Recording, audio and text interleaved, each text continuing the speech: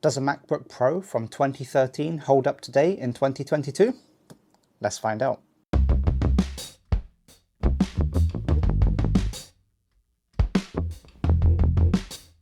Hi everyone, my name is Robert Mizen and I make videos on beep stuff.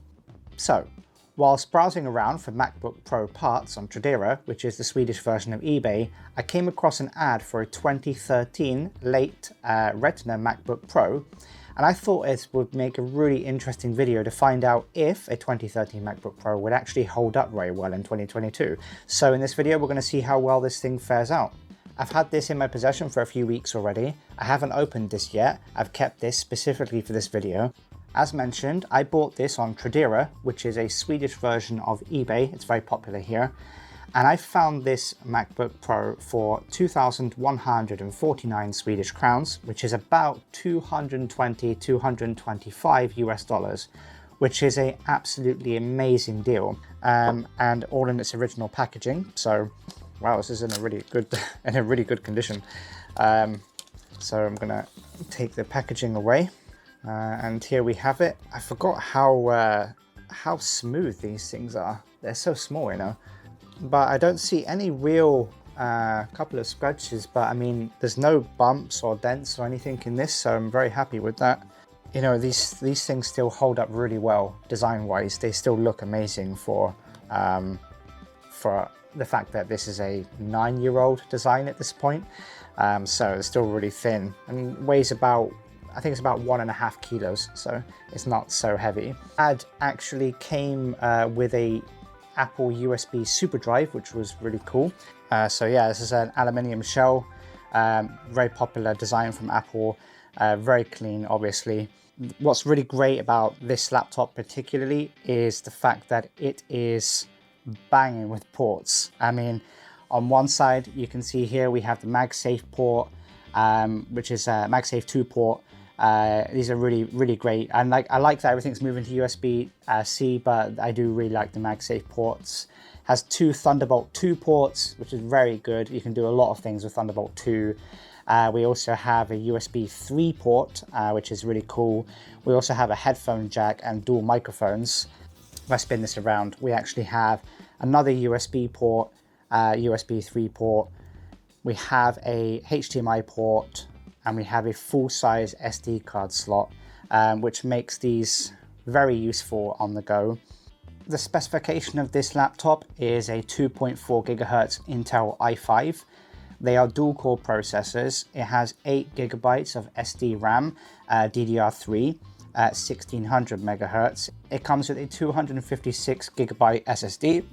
These laptops don't have dedicated graphics. They have Intel Iris graphics, which has access up to about 1.5 gigabytes of video RAM. So that's not as great as a dedicated GPU, but still really good for all the base stuff that you'd expect on a laptop. The biggest selling point of the MacBooks and MacBook Pros back in these days especially was the screens. Now these have Retina screens. Now Apple of course moved on from this and they've got higher density screens, but these things look amazing. I haven't turned this on yet. I need to see if this works, but I know that they look amazing. I have friends who have them and they do hold up so well today. The keyboards themselves, really good keyboards, especially these designs. People like these a lot. And the trackpads are really good. It's some of the major boosts of this. The only downside with this laptop particularly is it's a dual-core processor. How well that holds up will yet to be seen, but I am pretty optimistic that this will be a very good laptop, especially since I paid $220 for it, which is just about, I mean, that's just an amazing deal, really, if it works. So I'm gonna turn the camera around now and we're gonna see if this thing boots up. So now that we've had a look at it and looked at the condition of the laptop and so on, now we're going to turn this on and see if it works and see how well it performs. So I plugged in the MagSafe connector and let's turn on. We get the chime, which is really good. This version of the MacBook Pro, it came pre-installed by the seller. I will reinstall the operating system later, they did give me a password for this, so I'm going to put this in now. So it turns on and immediately the screen on these things is honestly just incredible. They look so good. I'm going to click on about this Mac and have a look. 2.4 i5, dual core, 8 gigabytes of RAM, Intel Iris graphics card, 2560 by 1600 in resolution on a 13-inch laptop. That kind of resolution looks amazing. Flash storage. This MacBook Pro, they're not upgradable in that sense. Most of the components are soldered on, so when you buy these, you can only really get them at the spec that they arrive at. You can't really upgrade the RAM or anything like that in them. But with the Thunderbolt 2 ports on them, the options for expandability on these laptops are really good. Also, the inbuilt graphics card, the Intel Iris, because of the full HDMI port on the side, you can run a second monitor at full resolution. So that's also really good. I'm going to open up Safari now. We'll go on to YouTube and see how well it performs on there. So let's have a look. Mr. Beast video here. All right, let's click on that one. So I'm going to see how well this performs on HD. Let's have a look. Did you know you can cut almost anything with paper? I didn't know. Snap a car in half with rubber band? That's false. Make a knife blade out of milk? That's illogical. In this video, we're turn down the volume. I mean, it buffers really well. It plays full HD video fine. I've got that playing there. I mean, that seems fine to me. Scrolling through, the trackpad seems to work pretty good, I think. It just needs a little bit of a clean.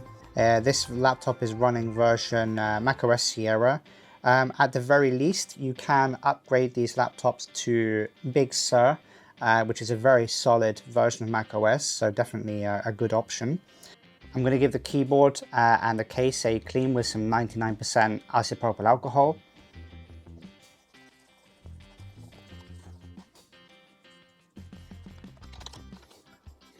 So I've been using this now for a little bit, and I'm also now going to test the speakers, and the speakers might not sound so good over the microphone. I hope that it does come up, but I'm going to test them now and see how it sounds.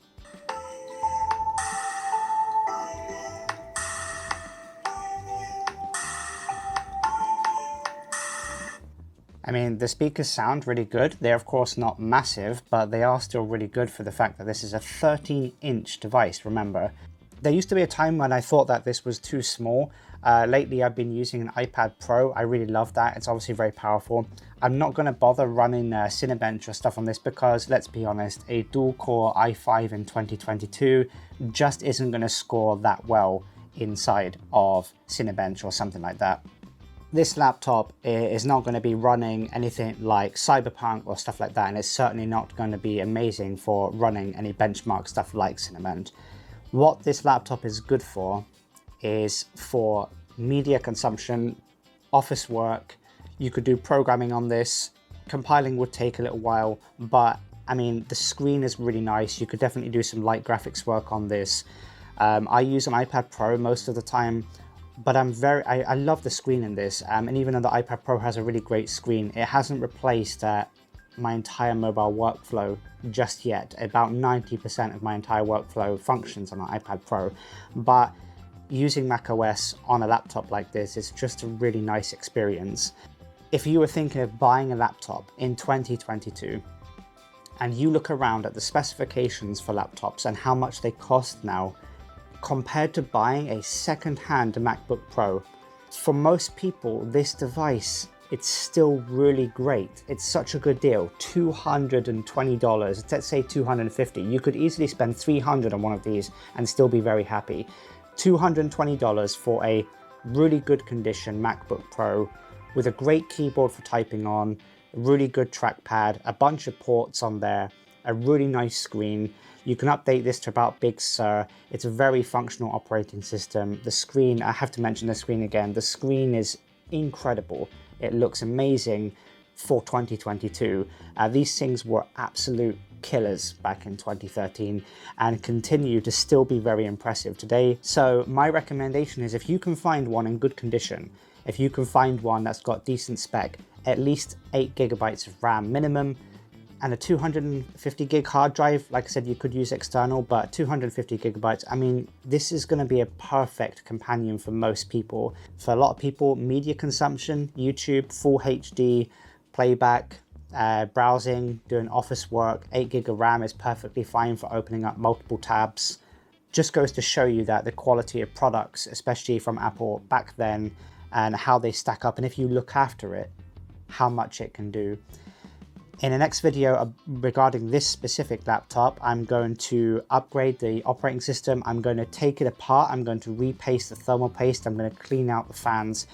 But certainly, I mean, it's such a great little laptop. So I hope you've enjoyed this video. I hope this helped answer some questions. If you're thinking about buying a MacBook Pro, just remember to check the seller and make sure to look at the specifications, check the photos. And if you did enjoy this video, do press the like button, subscribe to the channel if you want to see more content from me. And if you want to get notified, remember to hit the bell. You've heard all this before. So until next time, I will see you in the next video.